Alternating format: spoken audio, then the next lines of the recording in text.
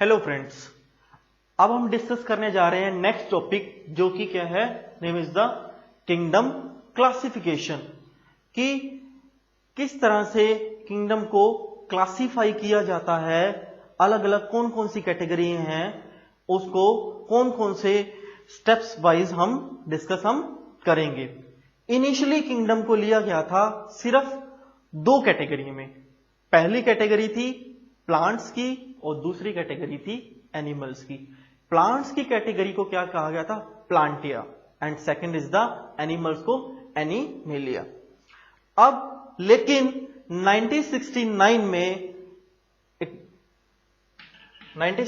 में साइंटिस्ट हुए, name is the R.H. Whittaker. R.H. Whittaker ने उन्होंने क्या बताया कि यूकैरियोट्स, प्रोकैरियोट्स यानी सिंगल सेल, डिफर सेल, किसी में सेल वॉल प्रेजेंट है, किसी में सेल वॉल एब्सेंट है, उनको एक ही कैटेगरी में हम काउंट नहीं कर सकते हैं। Yes, it is possible that कि प्लांट और एनिमल्स की उन्होंने अलग अलग कैटेगरी बना दी, बट ऐसे कुछ प्लांट्स हैं जो ग्रीन प्लांट्स हैं, आप सभी को पता है ग्रीन प्लांट्स अपना फूड प्रिपेयर करते हैं किस प्रोसेस से, दैट इज द फोटोसिंथेसिस से। Photosynthesis process. अब फोटोसिंथेसिस प्रोसेस क्या है कि in the presence of sunlight preparation of food, simple language में आप समझिए, यानी न्यूट्रिएंट्स जो अर्थ से, वाटर से जो लिए हैं प्लांट ने, उनको सनलाइट की प्रेजेंस में एटीपी कन्वर्ट करना और ऑक्सीजन डिस्पर्स करना और कार्बन डाइऑक्साइड को एब्सॉर्ब करना, that is process of the photosynthesis. तो बट फोटोसिंथेसिस क्या होगा, प्लांट्स, दैट इज द जो ऑटोट्रॉपी, यानी ये अपना फूड खुद बना रहे हैं, that is the autotrophic. But animals क्या है, डिपेंडेंट है, दैट इज द हिट्रोट्रॉपिक।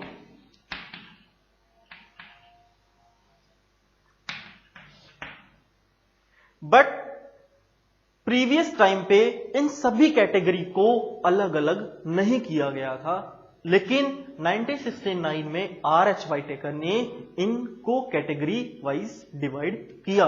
कुछ एक प्लांट्स जो अपने आप फूड बना रहे हैं, कुछ एक जो किसी और पे डिपेंडेंट हैं, लाइक फंजाई क्या है कि वहां पे फोटोसिंथेसिस प्रोसेस नहीं हो रही है, राइट। तो इन सबको उन्होंने एनालाइज किया, बैक्टीरिया को एनालाइज किया, प्लांट्स को एनालाइज किया, एनिमल्स को एनालाइज किया, और उन सबको एनालाइज करने के बाद एक कैटेगरी बनाई जिसको उन्होंने 5 स्टेप्स में उन्होंने डिवाइड किया, 5 पार्ट्स में डिवाइड किया। और वो 5 पार्ट्स कौन कौन से हैं, आइए जानते हैं इनके बारे में। जो सबसे पहला, इन्होंने जो दो कैटेगरी अवेलेबल थी उनको एज इट इज रहने दिया। किन किन कैटेगरी को, पहली कैटेगरी थी हमारी प्लांट्स की और दूसरी थी हमारी एनिमल्स की। दोनों कैटेगरी को एज इट इज रहने दिया। उन्होंने स्टार्ट किया सबसे पहले बैक्टीरिया से। बैक्टीरिया की जो फर्स्ट कैटेगरी, जो फर्स्ट किंगडम है जिसमें सारे बैक्टीरिया काउंट होते हैं, that is the Monera. Monera क्या है कि यहां पर जो पहली कैटेगरी है, मोनेरा क्या है, जो किंगडम की जो फर्स्ट क्लासिफिकेशन जब क्लासिफाई किया, तो monera is the first category. दूसरी कैटेगरी है हमारे पास protista. Next category is the protista. यहां पर सिंगल सेल वाले ऑर्गेनिजम्स की बात करेंगे हम, वो डिटेल में मैं नेक्स्ट जब इसको डिटेल में पढ़ाऊंगा तब मैं आपको बताऊंगा ये किस बारे में ये डिफाइन किया गया है। जो थर्ड कैटेगरी है हमारे पास, that is the fungi. Fungi भी कह सकते हैं कुछ लोग इनको, but real is the fungi. जो प्रोनाउंसिएशन है इनकी क्या आती है, फंजाई। फंजाई में फोटोसिंथेसिस प्रोसेस नहीं होता है, सिर्फ अपने दिमाग में बिठा लीजिए, कई बार आपके नीट में भी क्वेश्चन आ जाते हैं इस तरह के, और कहते हैं कुछ एक एग्जांपल देने के बाद आप कह देंगे that is the process of the photosynthesis, option दे देंगे आपके पास, दैट इज द फंजाई, तो दैट इज द फंजाई में आप दिमाग में आपके डायरेक्टली आ जाना चाहिए कि फंजाई में फोटोसिंथेसिस प्रोसेस नहीं होती है।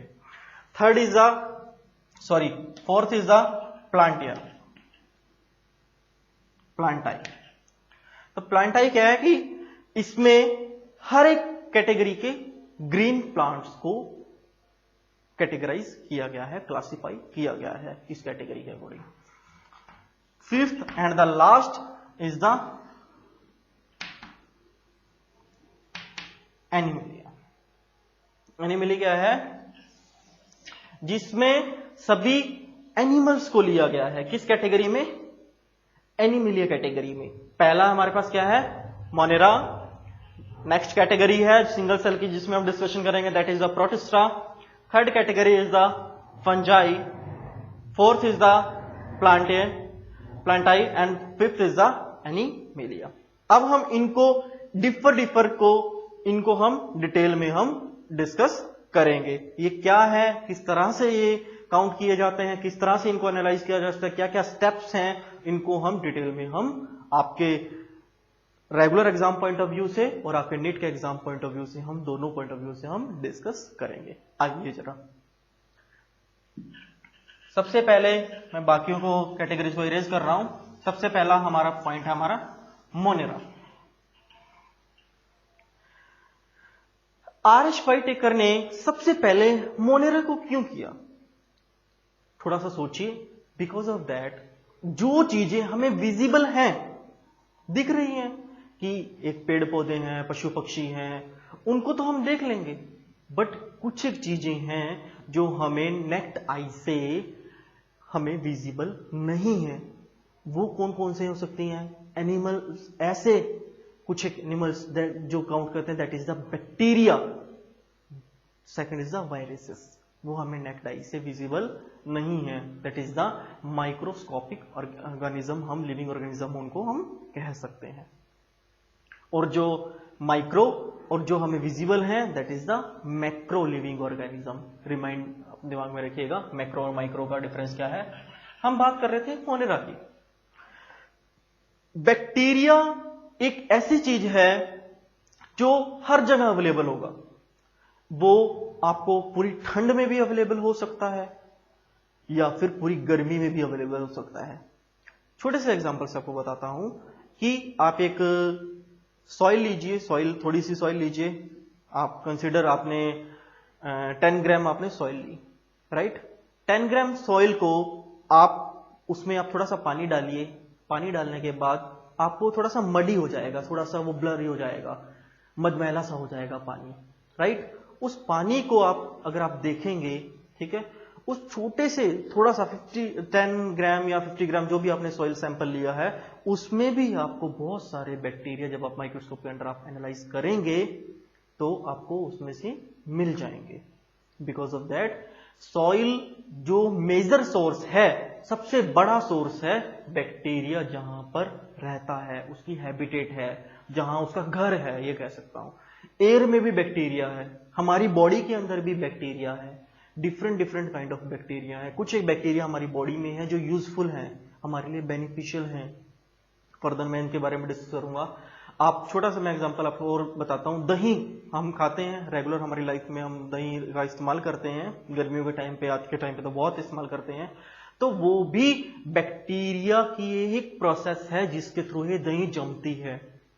तो जरा कमेंट बॉक्स में बताइए कि दही में कौन सा प्रोटीन अवेलेबल होता है, बताइएगा मुझे, पढ़िएगा इस बारे में। तो दही को किस बैक्टीरिया से बनती है दही, वो भी आप पढ़िएगा। अब मोनेरा के बारे में जब हम बात करते हैं, तो जब हम बैक्टीरिया की बात करते हैं, सबसे पहले बैक्टीरिया मिलता कहां है, आपको मैंने बता दिया। वो पानी में भी मिल सकता है, एयर में भी मिल सकता है, मडी एरिया में मिल सकता है, सॉइल में, हमारी बॉडी के अंदर, या फिर differ all over the world bacteria available होगा, राइट। तो बैक्टीरिया, कौन कौन सी शेप्स हैं बैक्टीरिया की, किस किस शेप्स में पाया जाता है बैक्टीरिया, बड़ा होता है, छोटा होता है, गोल होता है, लंबा होता है, मोटा होता है, या फिर उसकी क्या शेप है, सिलेंड्रिकल शेप है, स्पेरिकल शेप है, कोकाई शेप है, बेसिलस शेप है, स्पाइरल शेप है, किस तरह की शेप है, वो सारी शेप्स हम अब डिस्कस हम करते हैं। वो आपके नीट के पॉइंट ऑफ व्यू के एग्जाम पॉइंट ऑफ व्यू से भी इंपॉर्टेंट है कि आपसे पूछी जा सकती है, किसी बैक्टीरिया का नाम दे सकते हैं और वो पूछ सकते हैं कि ये क्या कौन सी शेप में अवेलेबल होगा, राइट। सबसे पहले मैं आपको मोनेरा की आपको शेप बता रहा हूं, that is the cocci, cocci shape. Cocci means ये देखिए छोटे छोटे राउंड, मैंने यहां सर्कल्स लगा लिए, बिल्कुल छोटे छोटे। Cocci is the coccus shape, coccus समझते हैं, राउंड, कोकाई शेप में अवेलेबल होता है bacteria monera, right. It might be possible that उसमें अवेलेबिलिटी हो सकती है, जो सर्कुलर शेप है, right. The next is the bacillus shape, या फिर सिंगल बैक्टीरिया को इसमें bacillus is the plural word, bacilli is the singular word. Bacillus shape में बैक्टीरिया अवेलेबल हो सकता है, right. Third is the spiral shape, spiral भी कह सकते हैं, स्पिरुलिना भी कह सकते हैं, और इसके साथ एक स्पेसिफिक क्या है, फ्लैजिला भी अवेलेबल होता है, फ्लैजिलम जिसे हम वर्ड हम यूज करते हैं,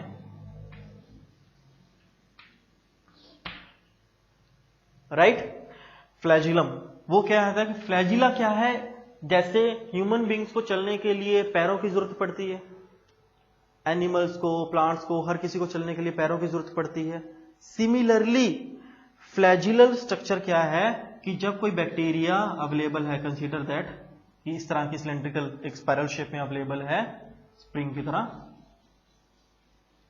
तो एक थ्रेड लाइक स्ट्रक्चर होता है बैक्टीरिया के आसपास, जो उसको मूवमेंट में हेल्प करता है। जो ये थ्रेड लाइक स्ट्रक्चर है किसी बैक्टीरिया के एंड्स पर, जो उसको मूवमेंट में हेल्प करता है, that is the flagella, that is the flagellum हम शेप बोलते हैं उससे, राइट।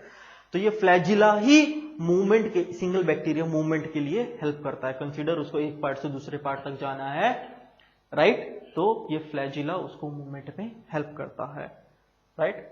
तो that is the third part हो गया। And fourth is the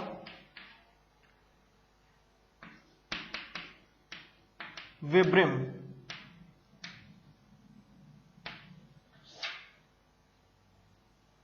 विब्रिम shape क्या है कि एक स्पेसिफिकली एक कोमा टाइप शेप है, इस तरह से।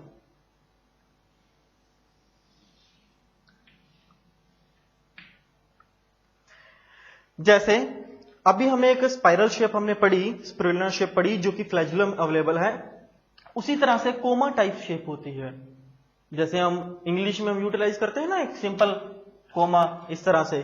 तो ये अगर देखा जाए एक रिवर्स तरह का कोमा, रिवर्स लगाया मैंने इस तरह से। अगर मैं इस तरह से अगर इसकी शेप बनाऊं, इस तरह से देखिए जरा ध्यान से,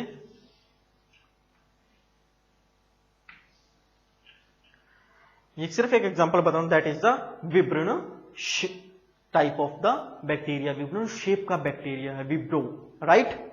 तो अभी हमने शेप्स पढ़ी हैं, कोकाई पढ़ी है, बैसिलस पढ़ी है, स्पाइरल यानी फ्लैजिलम वाली शेप भी पढ़ी है, विब्रोला। ये चार तरह के हमने शेप्स के हमने बैक्टीरिया हमने स्टडी आउट कर लिए हैं, जो कि किसके अंडर आते हैं, मोनेरा के अंडर आते हैं। अभी हम फर्दर कौन कौन सी कैटेगरी में किस तरह से ये अवेलेबल होता है वो जरा हम डिस्कस करेंगे। तो मोनेरा आपको समझ में आ रहा होगा, होप सो। सबसे पहले आता है इसमें आर्किया बैक्टीरिया।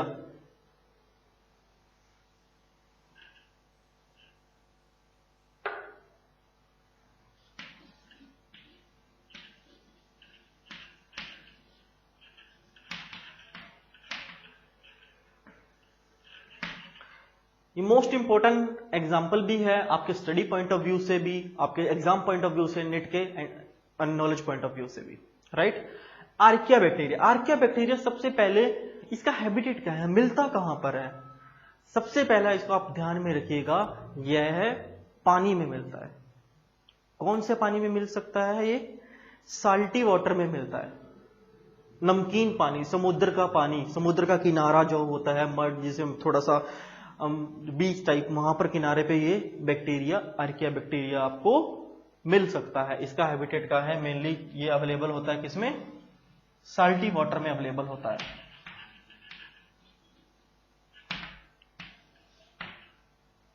और कहीं ये बैक्टीरिया, आर्किया बैक्टीरिया हमें कहीं जगह पर मिलता है जहां पर बहुत सारे मडी यानी काफी गंदे नाले, पाउंड्स अवेलेबल होते हैं। पाउंड बड़े बड़े, जो कि ये कह सकता हूं जोहड़, तो पॉन्ड्स अलग अलग जहां पर पानी रुका हुआ है काफी टाइम से, तो वहां पर भी ये बैक्टीरिया अवेलेबल आपको हो सकता है। Having the name is the archaea bacteria. ये इसका एक मेन इंपॉर्टेंट एक और हैबिटेट है, ये आपको अवेलेबल मार्शी एरिया में भी हो सकता है। मार्शी मतलब कि जो बहुत ही ज्यादा गंदा है। अब ऐसे मार्शी एरिया में भी कुछ एक बैक्टीरिया, एक कैटेगरीज वाइज जब डिवाइड होता है, तो जो ये मार्शी एरिया में मिलने वाला बैक्टीरिया है, आर्किया बैक्टीरिया ही है, फर्दर इसकी टाइप्स में ही इसी में काउंट होता है, और इसी को बोलते हैं मिथेंजेंस बैक्टीरिया।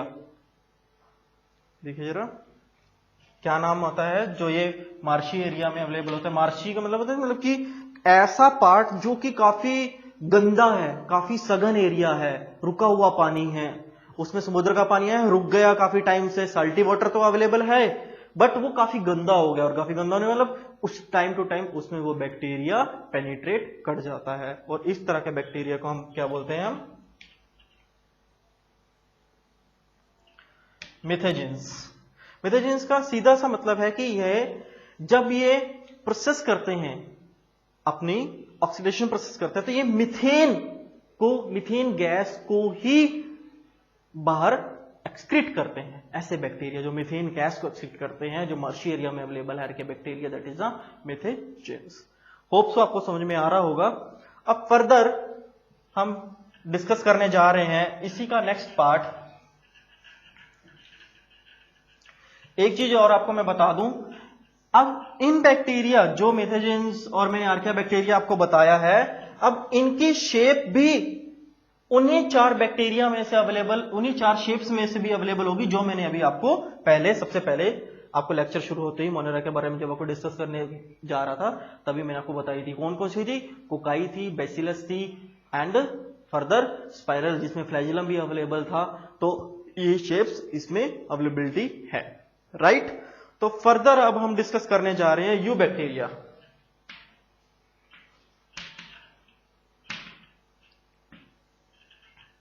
यू बैक्टीरिया कह सकते हैं आप, या फिर इसे हम कह सकते हैं जो हमारे ट्रू बैक्टीरिया, सच्चे बैक्टीरिया, इसका एक और नाम है, दैट इज द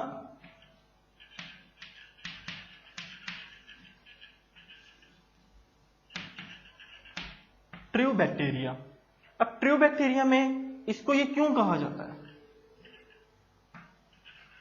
सबसे पहले तो यू बैक्टीरिया मिलता है साफ पानी में, क्लीन। ये माइट भी साल्टी हो सकता है बट मोस्टली ये साफ पानी में अवेलेबल, फ्लोट करता हुआ हमें बैक्टीरिया ये अवेलेबल होता है। और इसका सबसे इंपॉर्टेंट एंड मेन कैरेक्टरिस्टिक क्या है?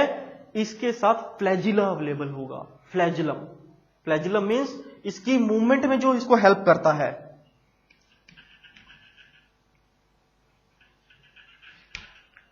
जो थ्रेड लाइक स्ट्रक्चर, जैसे अभी मैंने आपको बताया था, कंसीडर ये बैक्टीरिया है, एक थ्रेड लाइक स्ट्रक्चर इसके साथ अवेलेबल जरूर होगा। किसके साथ? You bacteria. यू बैक्टीरिया की सबसे इंपॉर्टेंट और पहचान यही है कि इसमें ये फ्लैजिलम अवेलेबल होगा ही। इसका मेन कैरेक्टरिस्टिक यही है। कोई आपसे पूछे कि यू बैक्टीरिया क्या है, कहां मिलता है, आपको मैंने हैबिटेट बता दिया। इसको ट्रू बैक्टीरिया, किस बैक्टीरिया को कहा जाता है? That is the you bacteria. दोबारा इसके क्वेश्चन और बन सकता है, ऐसा कौन सा बैक्टीरिया है जिसमें फ्लैजिलम कंपल्सरी अवेलेबल होगा ही? That is the eubacteria. That is the main important part. उसके बाद आपको नेक्स्ट बैक्टीरिया का बताता हूं, दैट इज द साइनोबैक्टीरिया।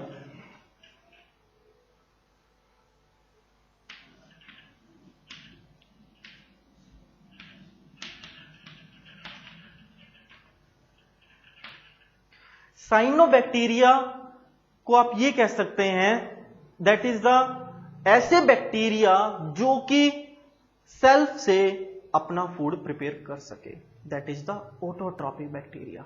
आप ये कह सकते हैं that is the available in the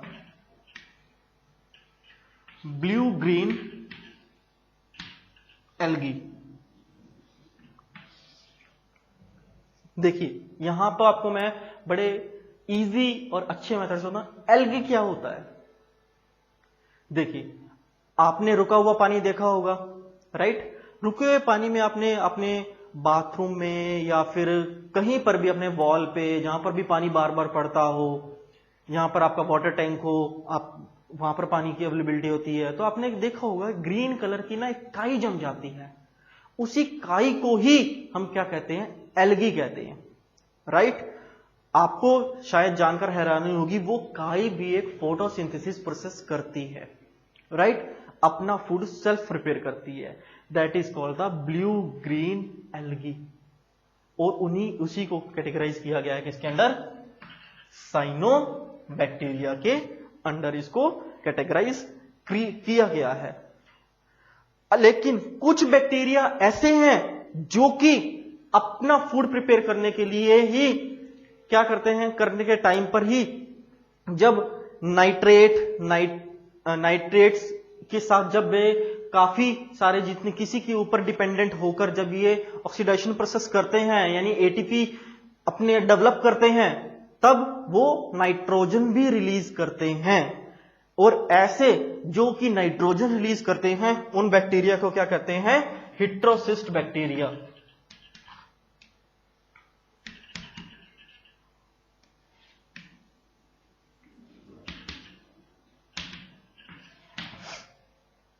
सबसे पहले हमने बात की थी साइनोबैक्टीरिया की। साइनोबैक्टीरिया के अंडर क्या आता है, ब्लू ग्रीन एल्गी, जो कि सेल्फ फूड प्रिपेयर अपना प्रिपेयर करती है, राइट, जो कि मेनली वाटर्स में ही अवेलेबिलिटी होती है। Second is the heterocyst bacteria, जो कि अपने फूड प्रिपरेशन प्रोसेस में नाइट्रोजन को रिलीज करती है through the generation of the ATP, right. I repeat, nitrogen को रिलीज करती है through the generation of the ATP. इन्हीं को क्या कहते हैं हम, हेटेरोसिस्ट बैक्टीरिया। उसके बाद आता है हमारे पास कीमोसिंथेटिक ऑटोट्रॉप्स।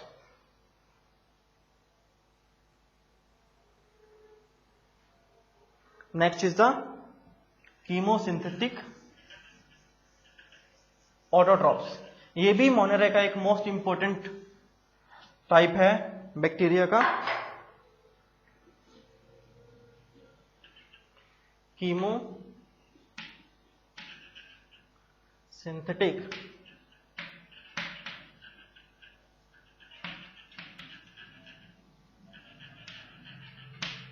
ऑटोट्रॉप्स। ऑटोट्रॉप से नाम से आपको क्लियर हो जाएगा, ऐसे बैक्टीरिया जो कि सेल्फ से अपना फूड प्रिपेयर कर रहे हैं। कीमोसिंथेटिक यानी कीमोसिंथेटिक प्रोसेस के थ्रू ऐसे बैक्टीरिया जब प्रोसेस अब अपना फूड प्रिपेयर करते वक्त जो कि क्या करते हैं कि एनर्जी को रिलीज करते हैं, कुछ एक एनर्जी को रिलीज करते हैं। एनर्जी किस फॉर्म में हो सकती है, that is the nitrogen form में हो सकती है, जिसे हमने लास्ट टाइम में डिस्कस किया, हेटेरोसिस्ट की कैटेगरी में आ जाता है। तो इन बैक्टीरिया को हम क्या कह सकते हैं, क्या कहते हैं, that is the chemosynthetic autotrophs. अब स्पेसिफिकली कुछ एक बैक्टीरिया ऐसे हैं जो कि खुद से फूड प्रिपेयर नहीं करते हैं, दैट इज द हेटेरोट्रॉप। तो जो ये बैक्टीरिया है ये किसी और के ऊपर डिपेंडेंट रहते हैं।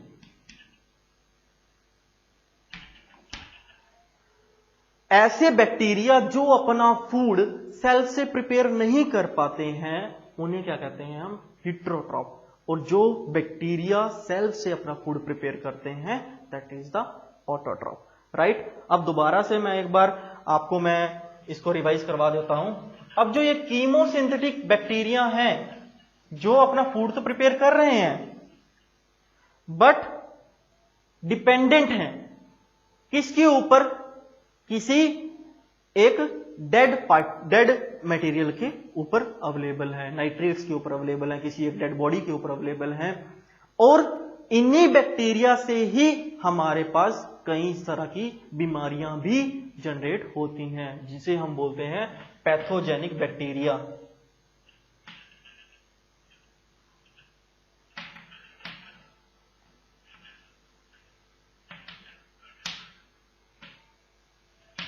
पैथोजेनिक बैक्टीरिया, पैथोजेनिक बैक्टीरिया से नाम से ही क्लियर है, पैथोजन।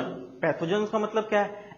ऐसे बैक्टीरिया और वायरसेस, मेनली हम बैक्टीरिया की बात करें तो बैक्टीरिया ही हम वर्ड यूज करेंगे, ऐसे बैक्टीरिया जो कि बीमारी को जनरेट करते हैं, दैट इज द पैथोजन। अब वो बीमारी किस तरह की हो सकती है? मोस्ट कॉमन आपको मैं एग्जांपल इसका बताता हूं, that is the typhoid.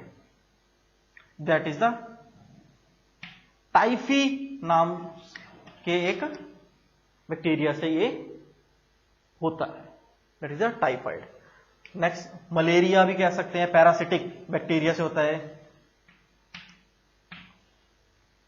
Right. Cholera बीमारी है, राइट, वोमिट होता है, उसमें स्टमक पेन होता है। टाइफाइड में हमारा हेडेक होता है, हमारी बॉडी में पेन होता है। बॉडी पेन किस वजह से होता है? लैक्टिक एसिड रिलीज होने की वजह से हमारे मसल्स में पेन होता है। मलेरिया, इसमें हमें ठंड लगती है, राइट, ठंड लगने की वजह से क्या होता है? फीवर होता है, ठीक। तो ये भी एक बैक्टीरिया की वजह से ही होता है, राइट। ऐसे बैक्टीरिया को हम क्या कहते हैं? Pathogenic bacteria. तो आइए एक बार हम रिपीट कर लेते हैं इसको थोड़ा सा, कि किंगडम क्लासिफिकेशन में हमने क्या क्या पढ़ा। किंगडम क्लासिफिकेशन में हमने सबसे पहले किन किन कैटेगरी में डिवाइड किया था। सबसे पहले दो कैटेगरी से हमारे पास, एनिमल और प्लांट्स की। तो बट R.H. वाइटेकर ने 1969 में 5 कैटेगरी में डिवाइड किया। 5 कैटेगरी कौन कौन सी थी? That is the Monera, second is the, बताइए, सेकंड इज द हमारे पास कौन सी कैटेगरी आ सकती है? प्रोटिस्टा, जिसमें सिंगल सेलुलर के बारे में हम बात करते हैं। Third is the fungi, fungi के बाद हम बात करते हैं हमारे पास प्लांट्स की, then the plantae, and last one is the animalia, right. तो ये 5 कैटेगरीज हैं हमारे पास। और उसके बाद मोनेरा को हमने डिटेल में डिस्कस किया। मोनेरा में कौन कौन से हमारे पास, मोनेरा स्पेशली हमने यहां पर सिर्फ बैक्टीरिया के बारे में डिस्कस किया कि मोनेरा के अंदर सिर्फ बैक्टीरिया हम काउंट करते हैं, जितने भी बैक्टीरियल हैं। और बैक्टीरिया के सबसे पहले हमने शेप्स हमने डिस्कस की। शेप्स कोकाई शेप होती है, कोकस शेप हो सकती है, स्पाइरल शेप हो सकती है, स्प्रूलिना शेप हो सकती है, विब्रो शेप हो सकती है, और फ्लैजिला भी उसमें एडिशन हो सकता है। तो इन शेप्स को भी हमने डिस्कस किया। अब उस शेप्स में हमने कौन कौन से, आर्किया बैक्टीरिया, यू बैक्टीरिया हमने डिस्कस किया, और कौन कौन से उसके हैबिटेट हैं, वो कहां कहां पर पाया जाता है, किस क्या उसकी शेप हो सकती है। यू बैक्टीरिया को ट्रू बैक्टीरिया कहते हैं। हमने हिट्रोसिस्ट हमने डिस्कस किया, कीमो सिस्टमेटिक हमने बैक्टीरिया हमने डिस्कस किया। उसके बाद हिट्रोट्रॉप, ऑटोट्रॉप्स हमारे पास एक्चुअल में क्या होते हैं, और एट द लास्ट हमने डिस्कस किया पैथोजेनिक बैक्टीरिया, कि ऐसे बैक्टीरिया जो कि हमारे डिजीज जनरेटेड बैक्टीरिया है उसे हम क्या कर सकते हैं? पैथोजेनिक बैक्टीरिया कह सकते हैं। जो रेस्ट ऑफ द हमारे पास जो किंगडम बचे हैं वो हम अपने नेक्स्ट लेक्चर में 1 बाय 1 करके डिस्कस करेंगे। Thank you so much, have a nice day.